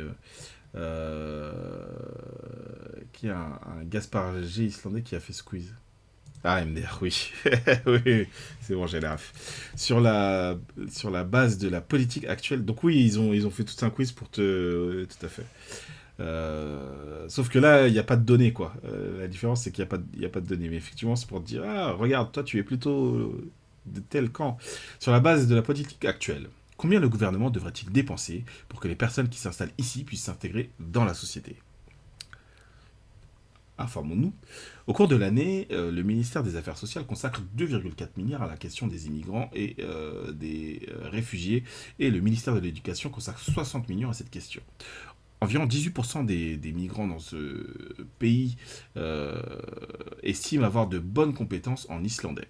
Le ratio n'est nulle part plus bas au sein de l'OCDE, qui voilà, c'est chaud en même temps l'islandais. En moyenne, c'est 60% ailleurs. Cette année, Ranis alloue 260 millions. Si c'est bon, consacrez, mettez beaucoup plus là, mettez l'argent, c'est tout. Jusqu'où le gouvernement devrait-il aller pour déplacer les emplois publics vers les zones rurales sur sur la base de la politique actuelle? Beaucoup plus loin, beaucoup plus. Allez. Quelle liberté devrait-il y avoir dans la vote d'alcool dans les magasins compte tenu de la situation actuelle? Alors, il y a un débat là-dessus. Bon, je vais lire ce qui est dit et je vais compléter s'il y a besoin. Le monopole gouvernemental sur la vente au détail d'alcool a été brisé il y a 3 ans lorsque les magasins en ligne ont commencé à proposer de la vente. Oui, donc je vais mettre du contexte. Normalement, en Islande, tu ne peux pas acheter de l'alcool sauf dans les magasins prévus à cet effet. C'est-à-dire qu'il y a des magasins d'alcool particuliers, donc t'as des cavistes d'État, tu vois. Et en fait, tu peux pas acheter de l'alcool ailleurs. Sauf qu'avec le développement de la vente en ligne, etc., bah, en fait, tu peux acheter ton alcool, machin, et ensuite tu vas le récupérer, tu vas te faire livrer, je crois que tu peux aussi récupérer, machin. Ce qui fait que, par exemple, la dernière fois que je suis allé en Islande, comment dire, je suis allé en Airbnb, et la nana de l'Airbnb, elle me dit, ah, tu peux prendre une bouteille de vodka, machin, et elle a profité que je sois en duty free, alors, parce que c'est moins cher, aussi parce que c'est chiant l'alcool, quoi, bref. On peut se demander si ces ventes en ligne sont conformes à la loi islandaise. Les professions de santé ont mis en garde contre le fait de s'approcher de cette créature. Sacrée traduction. Donc, pour moi, je trouve que c'est une bonne chose que ce soit réglementé, et surtout que les Islandais, vous savez, c'est peuple très calme machin, mais du coup quand ils font la fête, vraiment ça part quoi. Moi je dirais moi, hein. Et je vous avoue que le milieu militant m'amène à être un peu radical sur l'alcool. Je trouve que bref, c'est une autre histoire. Bref. Quels sont les enjeux électoraux les plus importants? Vraiment, qu'est-ce qui importe? Je trouve que la santé, ça compte. Je trouve que le logement, ça compte. Égalité et droits de l'homme. Ah, il n'y a que 3. Ok, alors attends. Tac, tac, tac, tac, tac, tac. Sinon, il y avait quoi? Question culturelle, problème des réfugiés, machin, constitution. Égalité et droits de l'homme ou problème de réfugiés et d'immigrants? Bon, j'ai dit qu'il fallait mettre le paquet, donc j'ai dit mettez le paquet. Ok, donc on va savoir pour qui je devrais voter, hein. Est-ce que je suis de gauche ou pas? Sans surprise, c'est le Parti Socialiste d'Islande. Je suis socialiste, les gens. Je suis socialiste. C'est voilà, c'est le Gaspard G islandais qui le dit. Bon, c'est pas surprenant. C'est vraiment pas surprenant. J'accepte aussi le mouvement gauche vert, donc les écolos. J'accepte aussi la coalition, c'est-à-dire l'équivalent du PS. Donc a priori, voilà, je suis de gauche. Votre fête, faut entendre votre parti. Voilà, voilà, vous voyez l'exemple de c'est traduit en anglais puis c'est traduit en français. Donc ils mettent your party et en fait ils traduisent ensuite votre fête. Bref. Principale différence des résultats. Les péages, ouais, bon, on s'en fout ça. Donc, en tant que résident de la circonscription du sud de Reykjavik, je devrais voter pour Guðröður Atle Jonsson. Donc,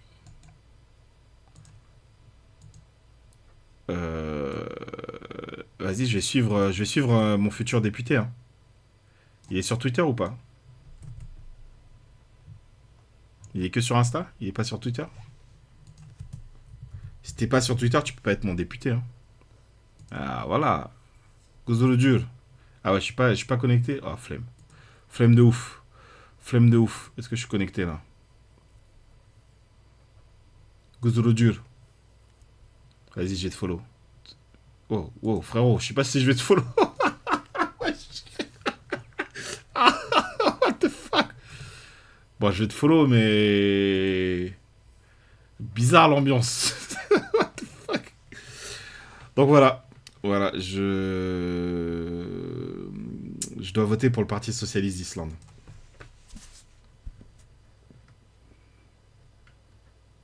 Je regarde s'il y avait des trucs, un comparer réponse, affiner réponse, bon, on s'en fout de tout ça. Bref, tout ça pour dire.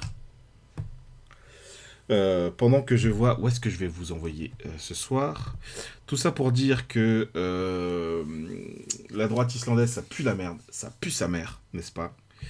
Alors attendez, c'est là que je vais chercher où est-ce que je vais vous envoyer sur Twitch. Chez qui je vous envoie que je regarde qui fait quoi. Donc ouais, je disais ça pue sa mère. Alors attendez, ouais, j'ai... Ah vas-y, je vais vous envoyer là. Je sais pas, je connais pas la personne, il n'y a pas beaucoup de monde. Je vais vous envoyer là. Voilà, ça parle politique. Revue de presse des chapoules. C'est quoi les chapoules? Attendez. Je vais vérifier c'est quoi les chapoules. Donc, les partis de droite islandais, bah, c'est la droite. Hein, ça change pas. Hein, c'est la sécurité, l'immigration, moins de taxes. Fatigue, quoi. J'espère que ce sera un peu plus fun. La gauche parce que je vais voir combien de partis il y a de gauche, mais je pense que mon parti là, le Parti Socialiste d'Islande, je pense qu'on le mettra à l'extrême gauche et donc on le fera dans 2 semaines. Mais on va voir à quel point on s'amuse avec tout ça. Donc c'est tout pour ce soir les gens. La suite pour cette semaine c'est demain chez Supplémentiel. À 19h, on regarde Loup-Garou, voilà, l'émission télé-réalité de Canal+. On regarde ça demain soir. Peut-être qu'on finit demain soir. Voilà, on ne sait pas encore. On va voir jusqu'où ça nous mène. Et ce qu'on sait, c'est qu'après, la semaine prochaine, on passera à une autre émission.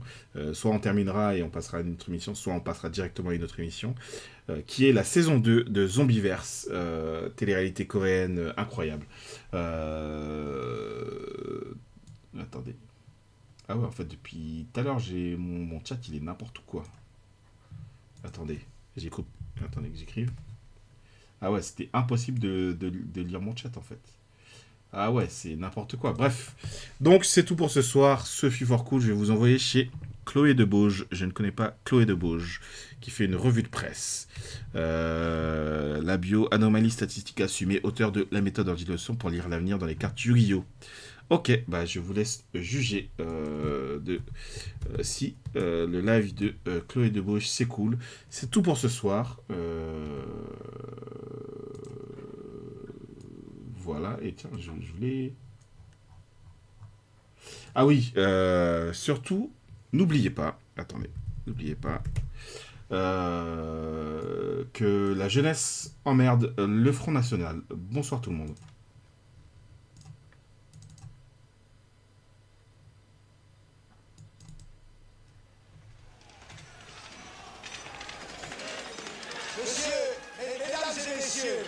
Ce qui est en train de se passer constituera demain les fondations du grand mouvement national.